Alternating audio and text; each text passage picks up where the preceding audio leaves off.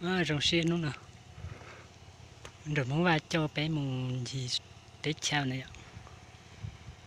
Gì tế chào to xiên.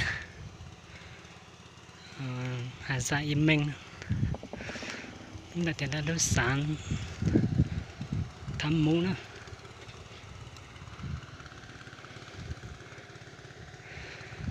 Nhìn cứ thay rồi này sai.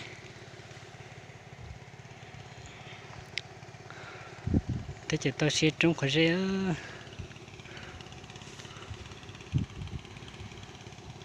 Chỗ tôm lợn được khó xích cơ nữa.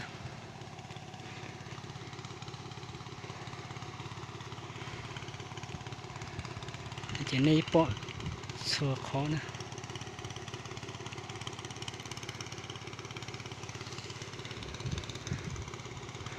Chỉ hỏi là ta tổng giọt kỹ thế chỉ đâu chứ chỉ đơn trấu nữa.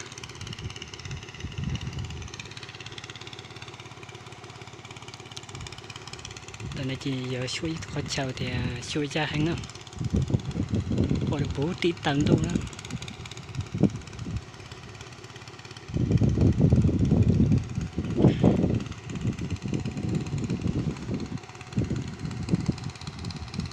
Vậy thì trong hạ còn ta này chỉ cung chỉ bỏ đếch cả bố tí hai tìa cắp bụi để bố tí là bất chuyện.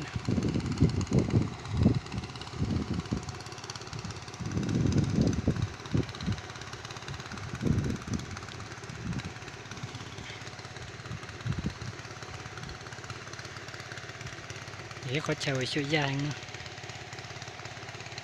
Bộ để tôi trong họ bị rửa xia khó xiết cờ đi.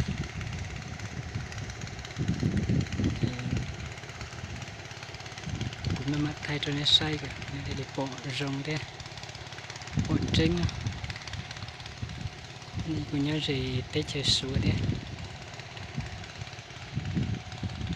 Bộ để bộ tí tế chơi xuống nào. Thì lúc đã trong nền đây thì tế chơi xuống nào.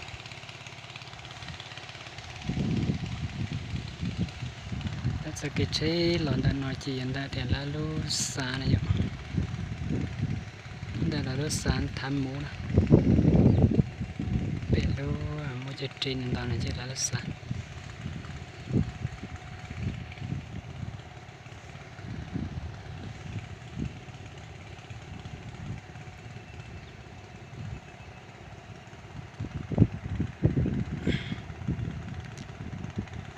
Sử dụng nào vậy, lúc sử dụng bỏ cừu ta tận sao nè, rớt xía nè,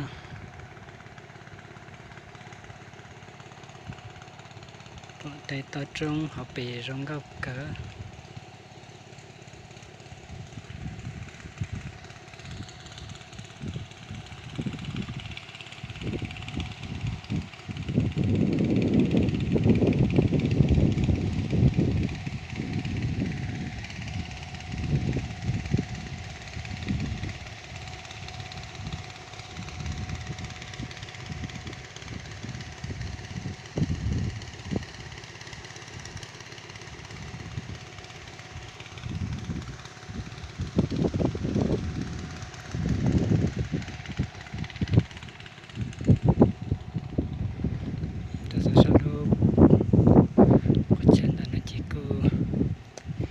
cho tôi lan gì nè.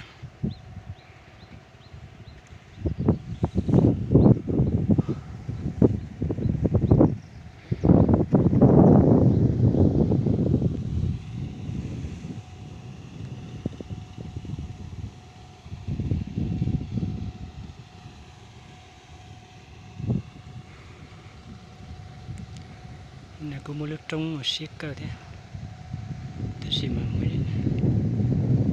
sau đó trông xiên này bố sau gì hai nhà bộ đấy chỉ cũng tôi giáo can là sao,